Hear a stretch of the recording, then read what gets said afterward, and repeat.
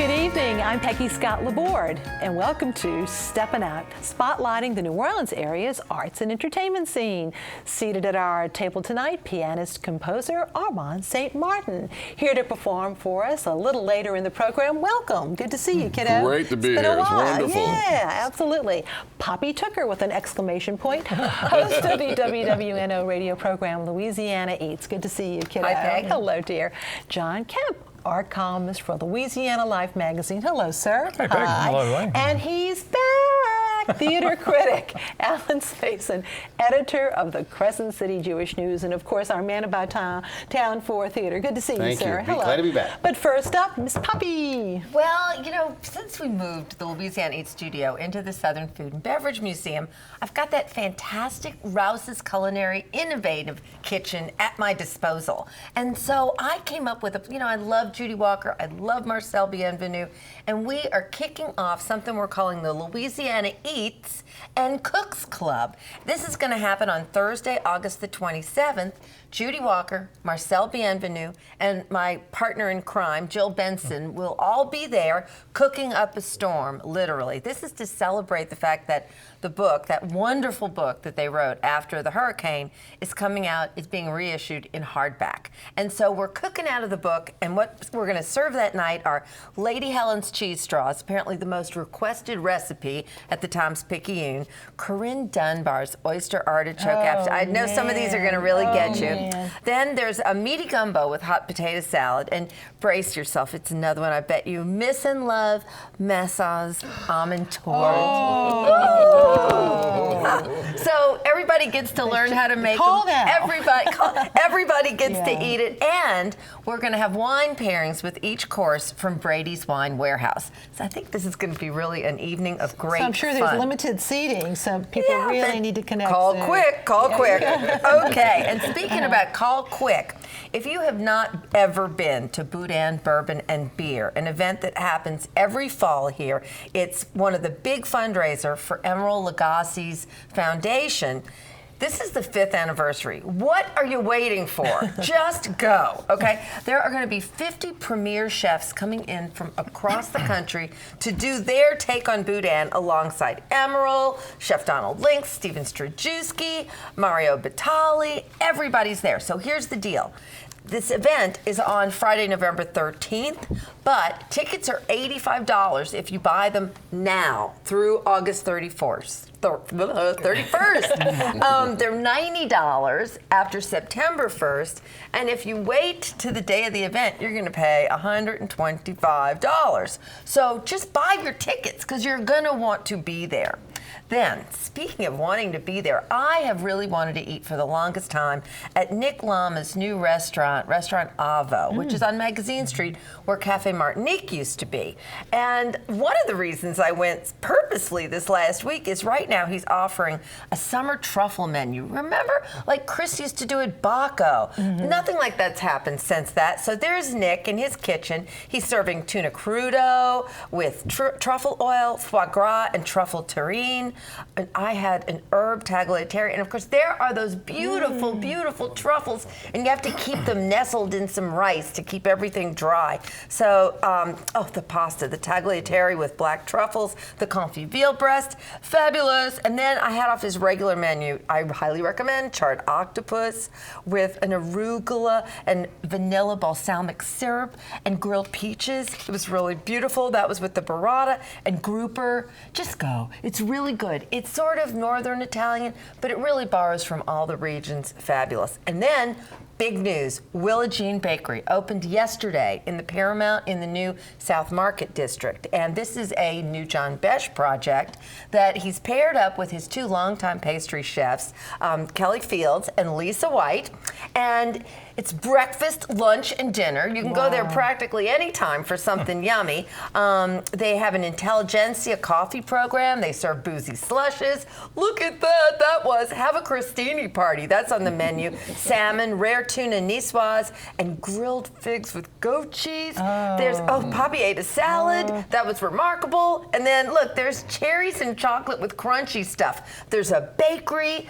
She worked 2 years on just the chocolate chip cookies. This is Lafayette and O'Keefe, around Lafayette, just to give a frame of reference. Right. By the new houses, that anchors LEH. everything. So, but really go. Oh, really go. It's delicious. For breakfast, lunch, or dinner, just grab some of those pastries. Eat it up. Yeah, somebody recommended that yesterday. Thank you so much. Okay. You'll like it, I promise. Well, John, folks think that things are slow in the summer from an art standpoint. Not. Well, they used to be. They used to be. Well, there are two shows that I want to talk about today, and both of them are very much related, dealing with contemporary art in Louisiana and New Orleans. The first is the Ogden Museum of Southern Art on Kemp Street. It's called Louisiana Contemporary. And this is curated by Brooke Davis Anderson. And I mention that because of a reason, because he's the director of Prospect New Orleans, which gives you an idea of what you expect to see when you see a show like this. But it was a little different than I expected. I expected something to be more avant-garde, more things that you normally wouldn't see in the trends in New Orleans, in Louisiana. But he selected 68 artists from all over Louisiana, 100 works of art. It covers the entire spectrum of art in Louisiana now, everything from the documentary photography, landscape, like you saw Melissa Smith a moment ago, to the more libidinous art that you find in a lot of contemporary arts shows. But he also talks about, he drew conclusions after examining all of the work. There were three underlying currents in Louisiana contemporary art now. One is the landscape. The Southerners, Louisianans, are always drawn to the landscape, whether it be the real physical landscape or the mythical landscape. And then the spirituality you see in a lot of Louisiana art, not necessarily dealing with the religion, but very spiritual nature, either real or imagined. And then you have experimentation, which uses all kinds of materials to create certain images, and sometimes outlandish subject matter, which is kind of fun. So that's going to be up, and all kinds of materials and everything else. And there were awards given. You showed the best show a minute ago. There was one piece that I really liked. It talked to me about New Orleans. It was Mitchell Godet's work. It's called Ex Votive. It's a Madonna, mother and child. It's a wooden statue of the Virgin Mary and the child Jesus. Often it was in a church. It was wood and it caught on fire and it's charred. But in a framework hanging around it are the glass hands, the casted hands of the votive, which you see at the St. Roch Chapel and Cemetery. So it was really a powerful piece. It's a very, very good show. The second show I was talking about is at the Contemporary Arts Center right across the street. And this is it's an extension to the Ogden show in that we're talking about reverberation, past, present, and future, where the curator, the person who curated the show, her name was Isolde Brielmeyer from New York. What she does, she looks at art created in New Orleans since Katrina and tries to examine what effects Katrina had on the creation of art, the motivation in art, what directions it has taken since Katrina. Well, that presupposes you didn't know much about art before Katrina, because it was a very powerful art market and very trends in New Orleans before that. But what she talks about is how the storm actually drove and pushed the boundaries of creativity in New Orleans. And that's very true, and you have about a whole new generation of artists that now go down. You look down into the galleries along St. Claude Avenue to the Bywater section. So it's a very, very strong market, and it's even broader and more expansive and more connected now to what you see in other places around the country, because a lot of these young artists that came in brought these trends and inspirations and thoughts and how to create art from other parts of the country. Strong show, both of them are very strong shows. Right. Well, I do like, of course, new artists are always welcome, but I did like the fact that Krista Jurisic is also in there too. So you have some of your time-honored artists as well. And that's the thing. So talk about art created in the last 10 years and how Katrina may have affected that.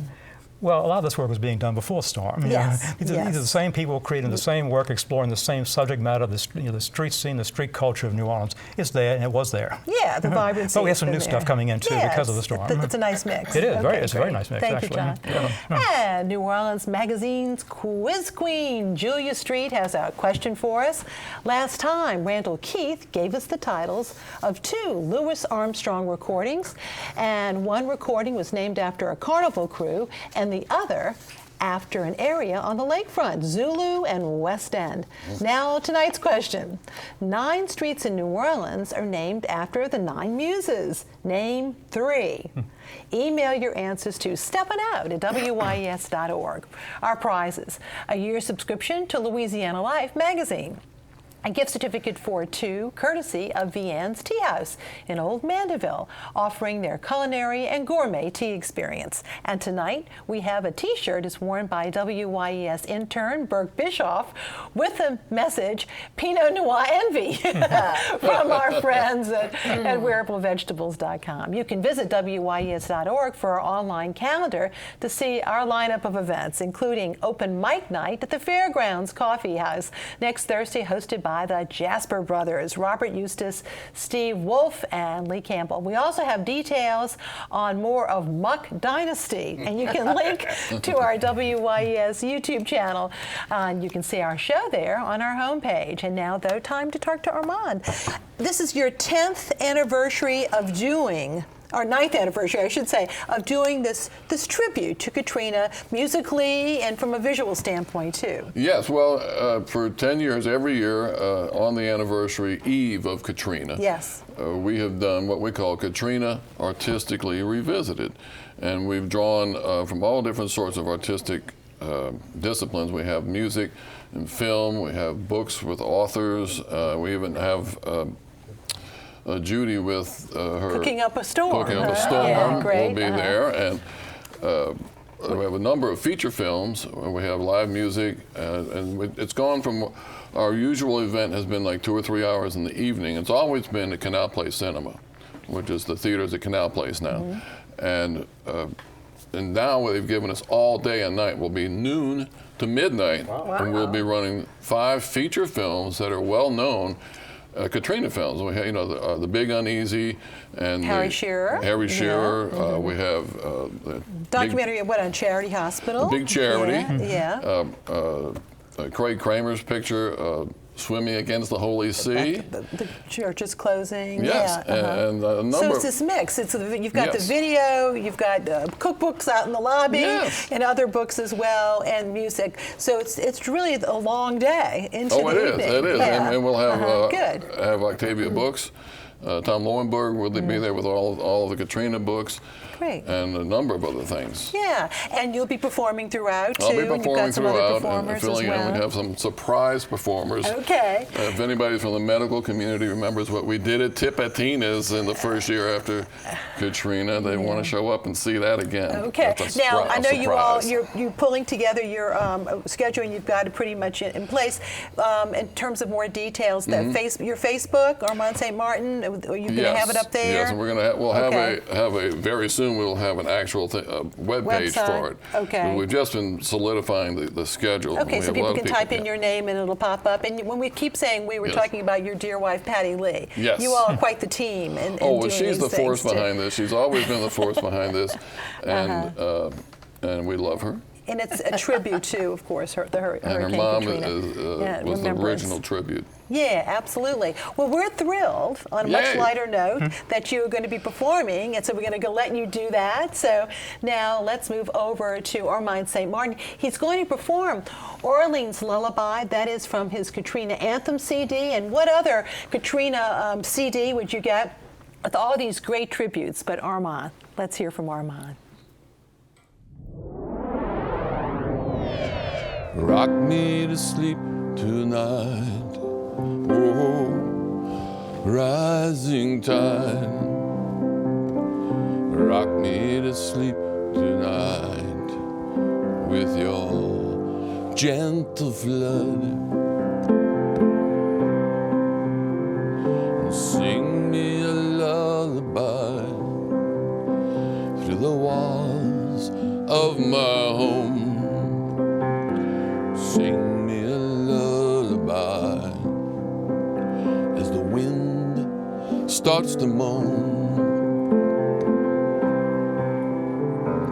Starlight on the river, starlight on the lake. We've been changed forever. Help us sleep, help us sleep.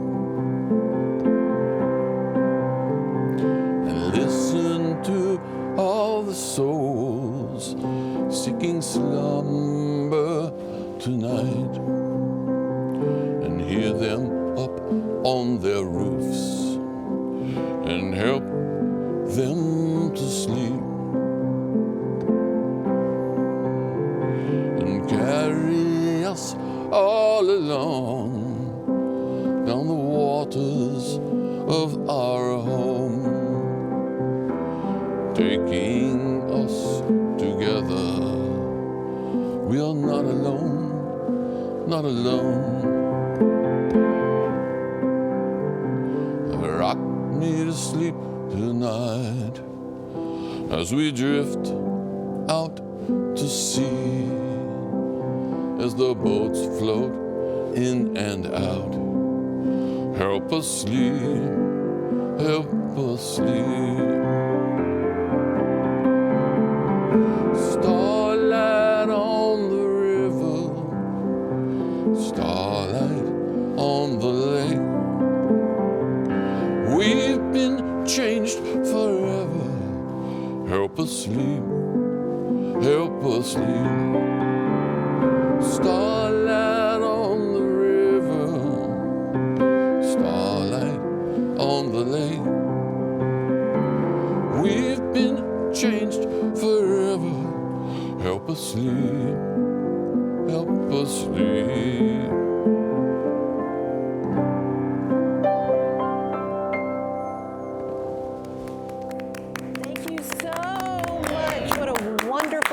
And once again on his CD, Katrina Anthem. A reminder, August the 28th, theaters at Canal Place. We appreciate Armand and Patty Lee for all of their efforts. And now, though, it's time for our weekly Artist Spotlight. Tonight, we are featuring two works of art by Aaron Reichert. The first is titled Above Below. Originally from Michigan, Reichert earned his BFA from Loyola University in Chicago. This artwork is also titled Annunciation.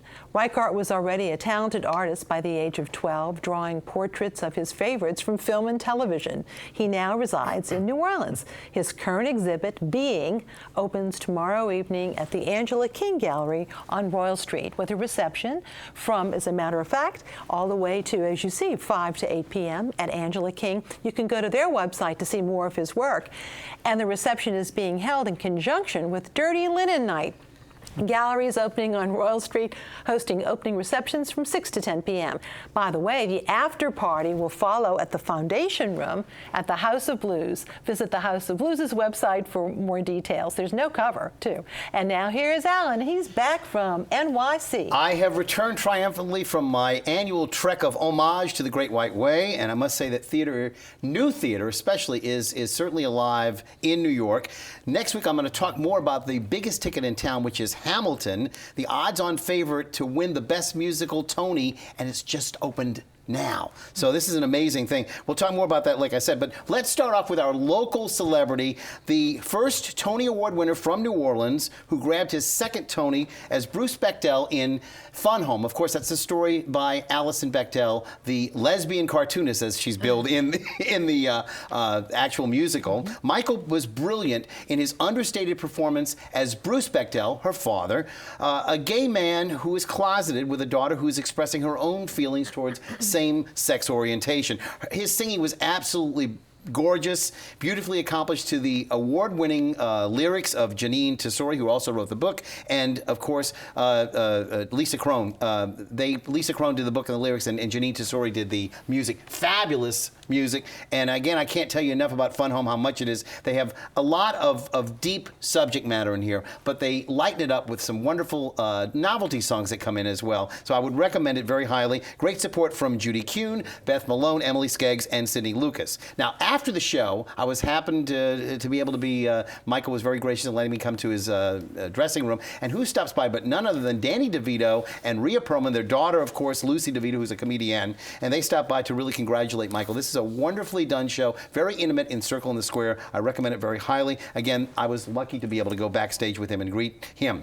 Also, on stage, I was able to see what I consider the funniest musical I've seen in years, on the scale of Book of Mormon, but even beyond that. It's called Something Rotten. It's the takeoff on the Shakespearean Elizabethan era. And you've never seen it like the way they do it. Not only did I get to meet Michael James Scott, who you see there on the right, who plays the minstrel. He opens both Act 1 and Act 2. But also the writer from Baton Rouge, our own, very well, if you will, Louisianan, Wayne Kirkpatrick. Wayne lived in Baton Rouge, was with his brother. They were the ones who wrote the play. They came up with the ideas. They wrote the music and the lyrics over a 15-year period. I got to meet with him. Now, the star, of course, you may say is Brian Darcy James. I didn't get to meet with him, but I did get to meet Christian Borle, who won a Tony Award this year for this role. And, you know, it's really an incredible... well, he's been in so many different things. Of course, he was married to Sutton Foster some years ago, too.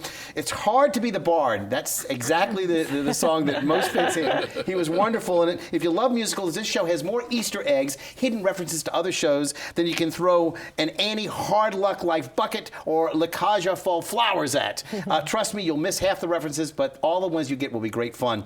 Now, also, one of the funniest things I saw, hysterical, is, of course, Hand to God. This was a play, not a musical, but it takes on organized religion and the concept of the devil. The devil made me do it, if you will. And again, it's done with hand puppets. I found it to be one of the most clever scripts that I've seen, and again, I would recommend it very highly at the Blue Theater across Schubert Alley. Also, I got to see a little bit of traditional theater. Rodgers and Hammerstein's own The King and I.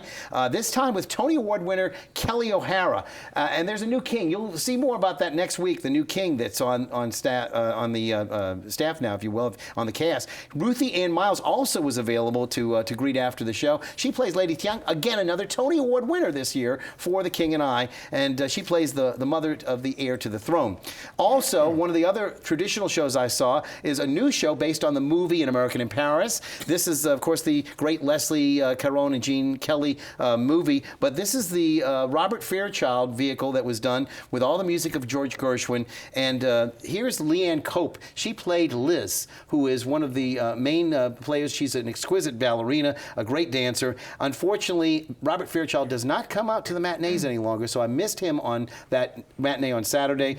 Don't go on Wednesdays or Saturdays if you expect to see him. However, I was able to see another ballet star with the name Fairchild, his sister, Megan, who is the star just leaving her role in On the Town, the first musical, of course, written by Leonard Bernstein. It is a little bit dated, but again, very well done, a tour de force, and a lot of dancing, as you might expect. More on Broadway next week, but let's go to some locals now. I want to talk about The Book of Liz, a really hysterical version of a piece that was written by Amy Sedaris and David Sedaris. They're known as the Talent Family. It stars Kyle Dagerpont, Joel Derby, but again, the two lead actresses, Margot Fanning and Catherine Talbot, also serve as producers of this particular vehicle. It's done with Broken Habit Productions, and again, the first work that's being done now at the theater at St. Claude. Jim Fitzmaurice directs.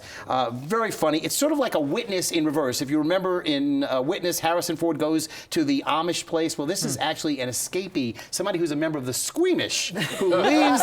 She leaves to go work in a restaurant, and again, they talk about cheese balls, and the place where she works is Plymouth Croc. They wear those same kind of costumes. It's really funny. I would really recommend it. Also, a lot of veiled references to the 12-step programs and alcoholism as well. That's going to be at the theater at St. Claude, and again, keep that in mind. We also have a new production for the first time by the Tennessee Williams Theater Company. That's Kingdom of Earth. One of the people that I got to meet, Kay Kuhn, is going to be in this as well. That's playing, and that's going to be at a very interesting place. It's at Henry Clay Avenue, St. Charles Avenue, the Metropolitan Community Church of New Orleans, 6200 St. Charles Avenue. And also a world premiere is coming up. Director Chris Bentavenia asked the artist who wrote this particular work if it's possible to do a play, and the writer said yes. It's going to be on the floors, on the boards, if you will, August 13th through the 31st at the Old Mark Cave, better known in the past as the Shadow Box. And again, you know, we're looking forward to seeing all these great new works. Lots of good things. Thank you. And now, though, it's time for our picks. John. Oh, okay. They have three shows. One is the Barrister Gallery, talking about St. Claude in the Bywater section. The Barrister Gallery is called Modern Swamp, and it's curated by Susan Bowers. And then back on Julia Street, we have two shows at the Arthur Roger Gallery. Willie Birch, our favorite New Orleans artist, has got a show there called Police Mourn a Fallen Comrade. And then it's called Seen and Unseen is the name of the show. And then the famous Gordon Parks and his wonderful series of photographs he did on Muhammad Ali. It's that last piece we just saw. All right, great. Thank you. Poppy. It's time for Sushi Fest again. The New Orleans Sushi Fest, Sunday, August the 16th. It's going to be at the Lakefront Airport. Airport, which is fabulous. Oh, no, it's at the UNO Lakefront UN Arena. Arena. I'm sorry. I'm sorry. Oh, it's okay. You can fly over. But it's a really fun event, so All right, go. thank you, Armand. In October will be the next Ponderosa Stomp. I'll be Okay, backing you gonna up be a in number it? of artists. Oh, Yeah. good. Alan. Everything old is new again. Mark Blitzstein's The Cradle Will Rock is going to be at the Marigny Opera House, and it's free. You can't beat that price. 725 Ferdinand Street in the Marigny. Okay, and now my pick. Here are some photos of the newly opened Fulton Alley Game Parlor with classic interactive games, indoor bocce balls, and shuffleboard and various board games in the new lounge area. Look at that. There's no charge to play, but first come, first serve. And now, though, it is time to hear more from Armand St. with Waitin' for My Trailer. Many folks remember that. This is a satirical take on Walk into New Orleans. Thank you all very much, and thanks for watching. Good night.